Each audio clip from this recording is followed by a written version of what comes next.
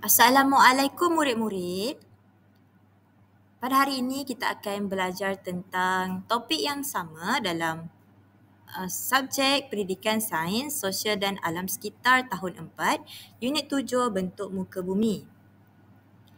Pada kali ini kita akan belajar objektif pembelajaran kita pada hari ini ialah Unit 7 Alam Sekitar Fizikal, Standard Kandungan 7.1 Bentuk Muka Bumi.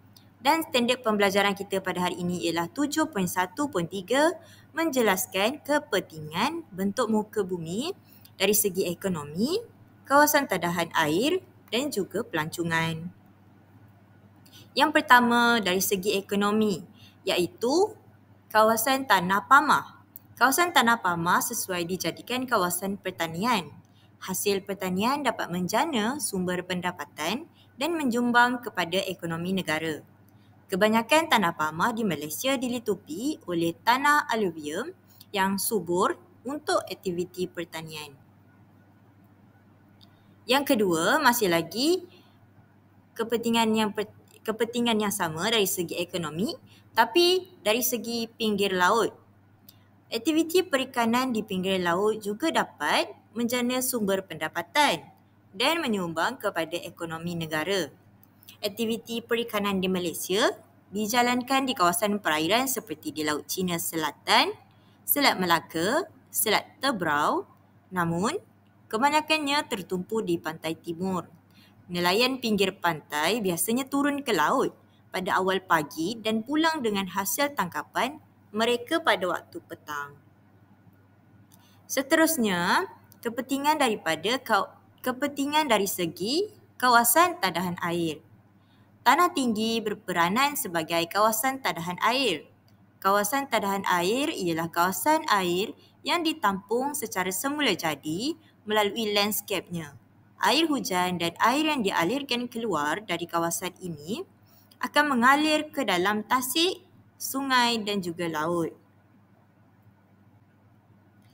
Seterusnya, kepentingan dari segi pelancongan iaitu di pinggir laut. Pinggir laut seperti pantai dapat dijadikan sebagai tempat tarikan dan pusat pelancongan. Murid-murid pernah pergi pantai kan? Kawasan pinggir pantai biasanya berpasir, air yang jernih serta kaya dengan pelbagai spesies kehidupan dan tumbuhan laut menjadi tumpuan pelancong ketika bercuti.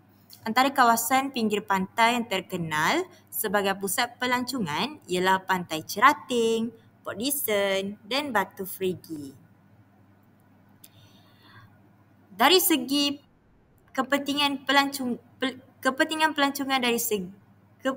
bentuk muka bumi dari segi pelancongan iaitu tanah tinggi pula. Tanah tinggi dapat dijadikan sebagai tempat tarikan dan pusat pelancongan. Contoh tanah tinggi apa, murid-murid? Contoh kawasan tanah tinggi ialah gunung. Antara kawasan tanah tinggi yang terkenal sebagai pusat pelancongan ialah Cameron Highland, Fraser Hill, Gunung Mat Cincang, Genting Highland dan Kundasang. Cuaca yang sejuk dan nyaman menjadi tarikan pelancong untuk bercuti. Baiklah murid-murid, kepentingan yang kita telah belajar pada hari ini ada 3.